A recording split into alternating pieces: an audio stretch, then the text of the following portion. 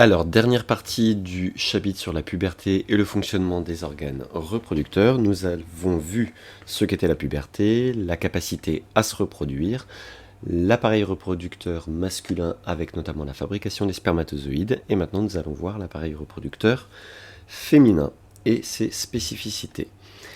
Nous avons donc vu que les testicules fabriquaient les gamètes spermatozoïdes, les cellules reproductrices mâles, tandis que les ovaires, qui sont l'équivalent des testicules, fabriquent les ovules, qui sont les cellules reproductrices femelles.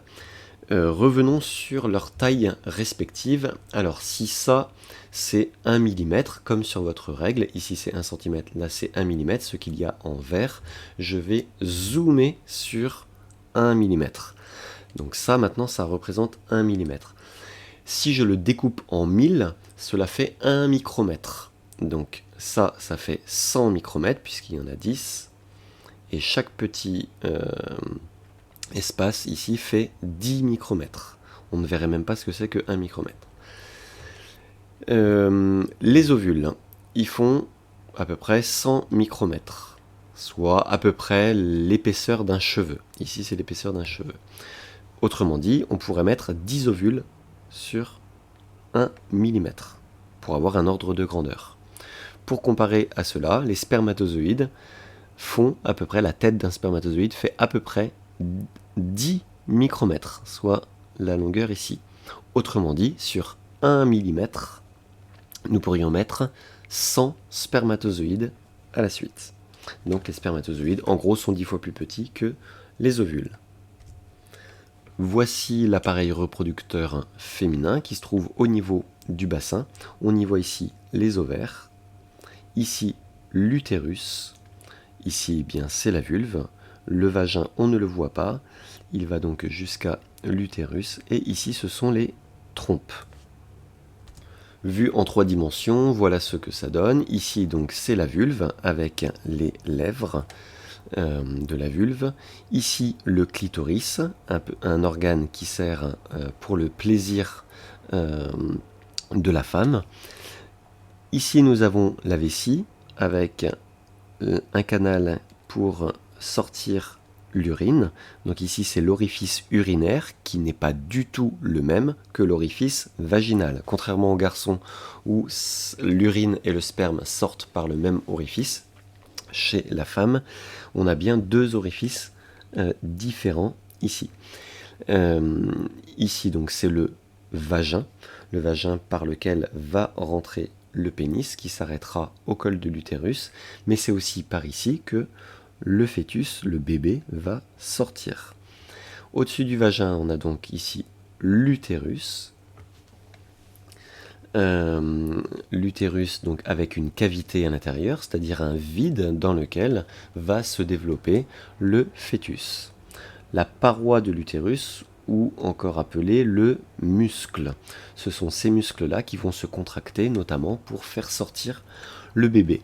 Et on va voir tout à l'heure sur ce muscle ici eh bien, est tapissée une muqueuse, la muqueuse utérine. Ici nous avons les trompes de chaque côté, avec les ovaires qui, je le rappelle, fabriquent les ovules. Les ovules vont sortir de l'ovaire à peu près tous les 28 jours, et c'est ici qu'il y aura la fécondation, c'est-à-dire s'il y a une relation sexuelle et qu'il y a des spermatozoïdes qui rentrent, ils remonteront jusqu'ici, et c'est à ce niveau-là qu'il y aura la fécondation entre un spermatozoïde et un ovule. Si on regarde en 2 dimensions, nous avons donc ici, et vu de face, ici nous avons la vulve avec les lèvres. On ne voit donc plus le clitoris ici puisque c'est une coupe. Nous avons à cet endroit le vagin. Ici le col de l'utérus, le pénis ne va pas plus loin que le col de l'utérus. Ici nous avons l'utérus, c'est tout cet organe-là, constitué de, comme on l'a dit, des muscles qui vont servir à se contracter et notamment à sortir le bébé. Ici nous avons une muqueuse qu'on voit mieux que sur la diapo précédente. La muqueuse utérine est riche en vaisseaux sanguins. Elle est pleine de sang et c'est ce sang qui amènera les nutriments et l'oxygène au futur bébé, c'est-à-dire au fœtus. Donc, contrairement à ce qu'on peut entendre parfois, ce n'est absolument pas du sang sale, puisque c'est ce sang qui va couler pour donner les règles ou les menstruations. Et enfin, ici, nous avons la cavité dans laquelle va se développer le fœtus.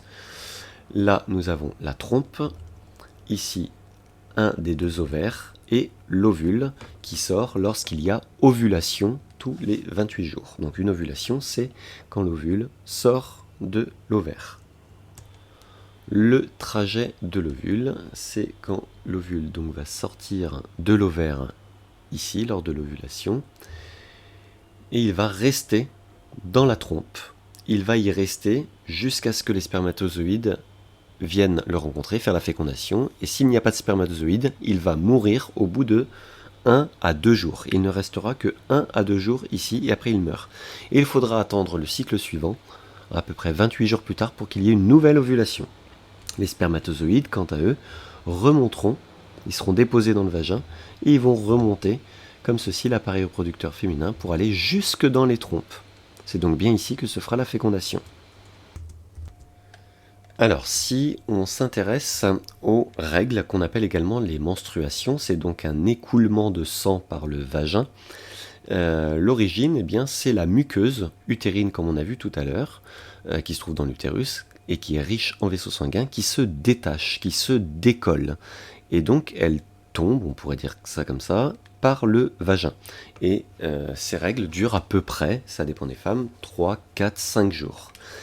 On va voir que l'appareil reproducteur féminin fonctionne par cycle.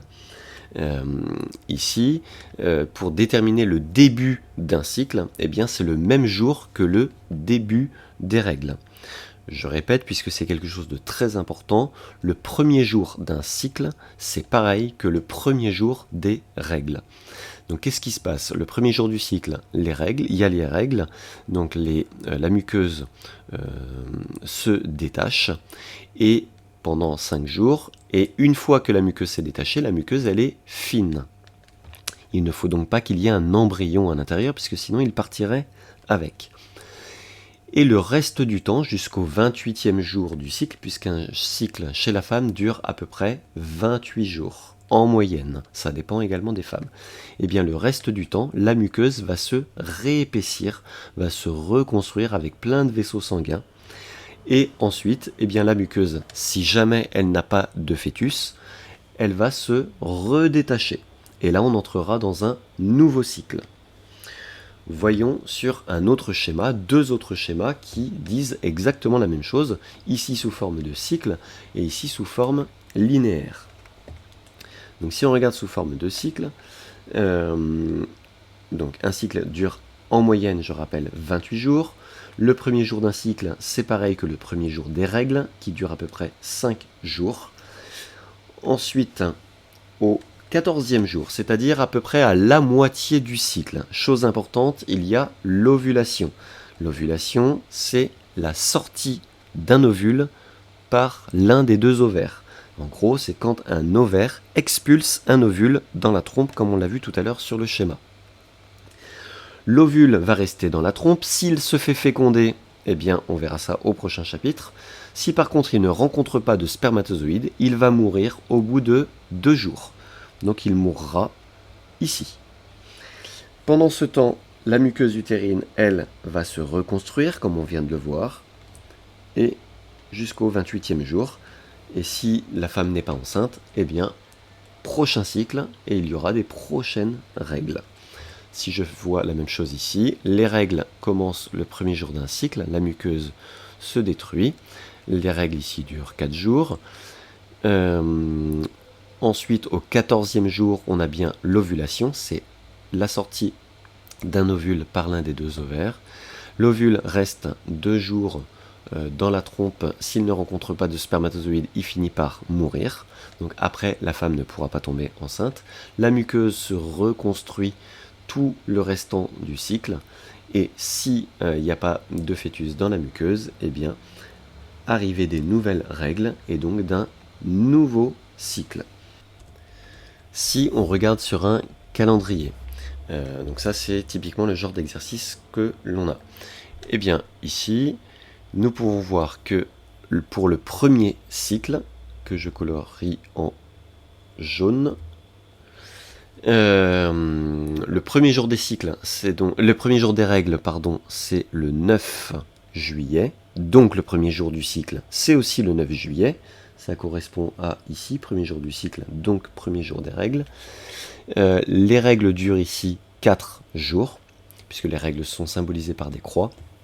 Et pour calculer la longueur du cycle, la durée du cycle, eh bien, il faut bien commencer par le premier jour des règles, ici, et continuer et compter le nombre de jours jusqu'à la veille des prochaines règles. Donc ici, on commence le 9 juillet et on compte le nombre de jours jusqu'à la veille des prochaines règles, c'est-à-dire ici. Ça fait 28 jours. Puisque ici, nous arrivons dans un deuxième cycle, étant donné qu'on a l'arrivée des nouvelles règles. Donc le deuxième cycle, c'est d'ici, du 6 août aux prochaines règles, c'est-à-dire le 2 septembre.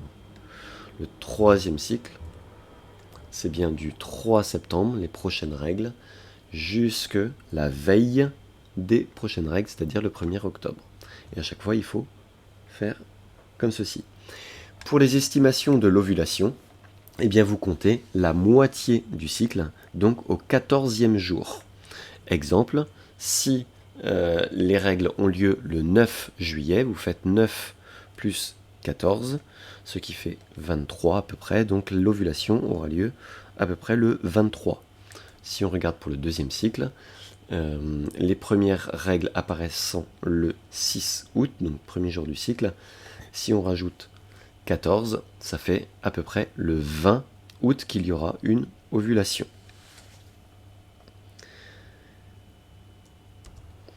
Et voici la leçon relative à cette partie du chapitre.